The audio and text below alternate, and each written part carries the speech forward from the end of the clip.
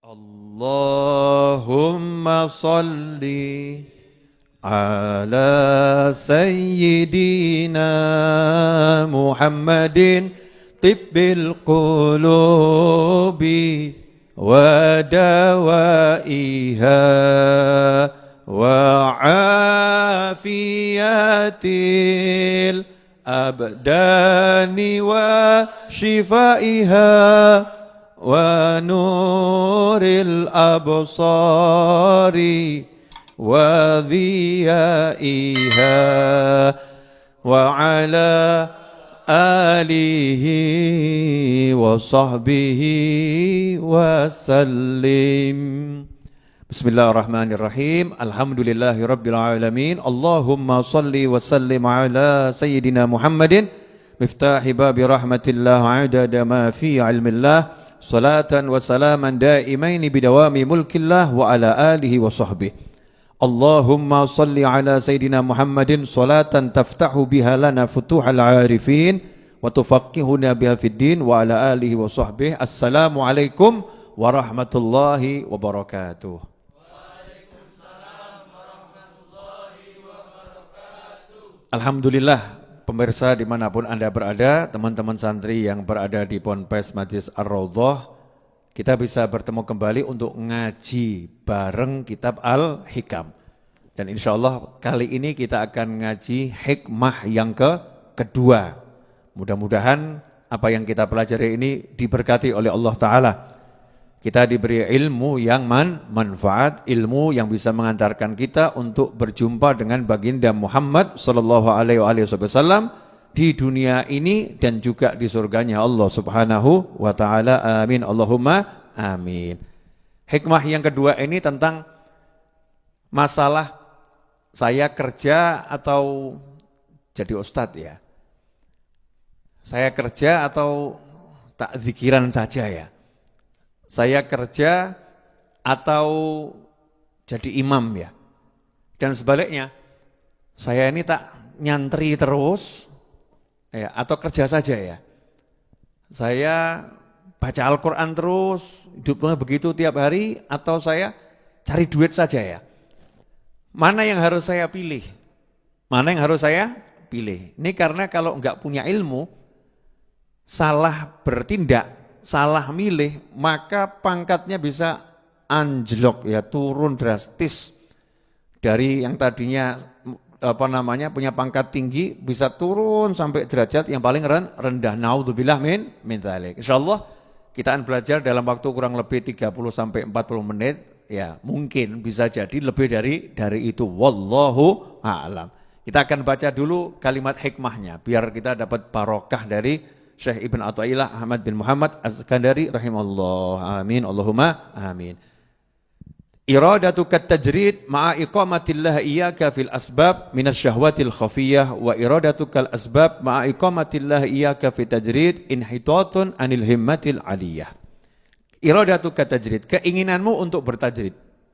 Sementara Allah menempatkan engkau di maqam asbab, maka itu bagian dari syahwatmu yang tersembunyi. Bagian dari syahwatmu yang tersembunyi. Sementara keinginanmu untuk menempuh sebab-sebab kehidupan duniawi, sarana-sarana bisnis, ya, maka itu akan menjadi kemerosotan yang sangat besar dari semangat yang tinggi kalau memang kamu berada di makomnya itu, makom tajrid. Makomnya orang-orang yang hidupnya memang zikir, hidupnya wirid, hidupnya sholat, hidupnya ngaji, hidupnya ngajar, hidupnya cari ilmu. Orangnya seperti itu. Tapi kok punya keinginan untuk meninggalkan itu beralih ke bisnis. Maka itu adalah kemerosotan dari semangat yang tinggi. Nah ini akan kita bahas. Ini terjemahannya, terjemahan bebas ya pemirsa. Biar mudah untuk dicerna, mudah untuk dipahami dan nanti bisa kita amalkan bersama-sama. Amin Allahumma amin. Begini pemirsa, manusia ini ada dua kelompok. Secara garis besar ya, ada dua kelompok. Kelompok pertama manusia yang hidupnya itu dari pagi sampai sore cari duit. Dari pagi sampai sore cari duit. Bahkan sampai malam. Ya, bahkan sampai malam cari duit. Sementara kelompok yang kedua, manusia yang mulai dari pagi sampai malam cari ilmu. Dari pagi sampai malam baca Al-Quran. Dari pagi sampai malam zikir. Dari pagi sampai malam sholawat. Dari pagi sampai malam istighfar. Dari pagi sampai malam hidupnya ibadah yang mahdhah. Ibadah yang betul-betul murni ibadah. Sholat, puasa, ya, yang seperti itu. Nah, ini nggak bisa dipungkiri, memang kehidupan demikian, ada dua kelompok. Dan sebetulnya dua kelompok ini dua kelompok yang baik semua.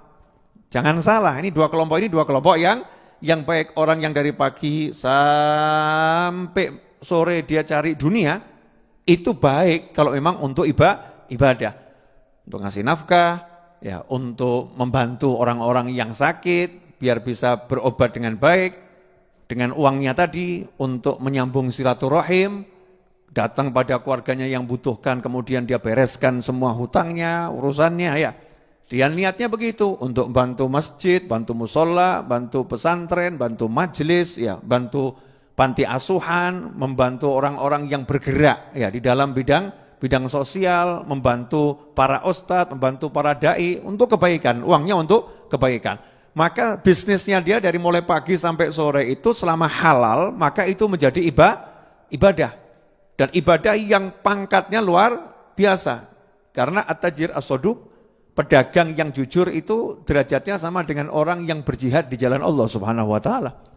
Nah, main-main ya, pangkat yang sangat tinggi itu, pangkat yang sangat tinggi. Dengan dia hidup bisnis cari uang. Kemudian orang yang hidupnya nebar ilmu, ya, mengajarkan ilmu, menyampaikan ilmu, cari ilmu, baca Al-Quran, ibadah mahdhah, ini juga kelompok yang luar biasa. Karena mengabdikan dirinya untuk melakukan ibadah murni kepada Allah Subhanahu wa ta'ala. Manusia-manusia yang seperti ini yang menjadi penolak bala. Bencana mau turun, ada orang yang malam nangis doa sama Allah Subhanahu wa taala agar semuanya selamat, agar semuanya dapat rahmat, maka Allah enggak jadi itu ya. Bencananya sama Allah disingkirkan tuh. Ya, ditunda atau dibatalkan oleh Allah Subhanahu wa taala. Karena apa? Karena masih ada di situ orang-orang yang mau istighfar sebagaimana dikatakan, dan Allah tidak akan menyiksa mereka wahum yastaghfirun. Sementara mereka beristighfar pada Allah Subhanahu wa ta'ala. Nah, yang jadi masalah, ada orang-orang yang digoda sama setan. Ya, siapa sih yang gak digoda sama setan? Kita ini kan digoda sama setan. Nah, setan itu pinter. Ya, karena setan ya sangat profesional. Kalau mau goda itu setan yang dikirim ya sesuai bidangnya. Jadi kalau memang ini ustadz, nanti setannya juga ustadz. Setan yang punya ilmu banyak gitu maksud saya ya. Setannya punya ilmu banyak. Kalau yang digoda ini ahli bisnis, ya setannya itu nanti juga setan yang ahli bisnis. Tahu nih, sesuai dengan keahlian masing-masing. Makanya kita disuruh banyak baca zikir, baca wirid di pagi hari, dalam segala kesempatan, minta perlindungan terus dari godaan setan. Karena kalau enggak dilindungi Allah Ta'ala, mengelawan setan itu hal yang memang enggak mudah gitu ya. Kalau enggak dilindungi Allah Subhanahu wa Ta'ala, enggak ditolong Allah Ta'ala, maka suruh minta terus. Ya, suruh minta terus perlindungan dari Allah Subhanahu wa Ta'ala. Nah setan ini enggak mau orang yang dagang kok dapat derajat mujahid. Orang yang dagang kok dapat kalau derajatnya orang yang mati syahid. Kok enak bener. Pangkatnya tinggi, wah jangan sampai ini orang yang dagang ini, fulan ini, pangkatnya tinggi di sisi Allah Subhanahu wa ta'ala. Kemudian ada lagi orang yang ahli sholat, ahli zikir, ahli baca Al-Quran.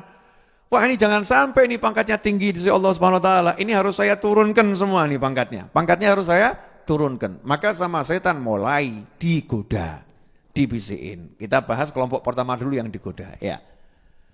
Kelompok bisnismen. Ini orang-orang yang ahli cari duit. Ya, Aldi kira-kira ahli enggak nih? Insya Allah nanti ya. Satu di antara keahlian bisa mungkin kalau enggak jadi ahli cari duit ya ahli cari dan nyebarkan ilmu semua di jalan Allah Subhanahu wa ta'ala. Ini ada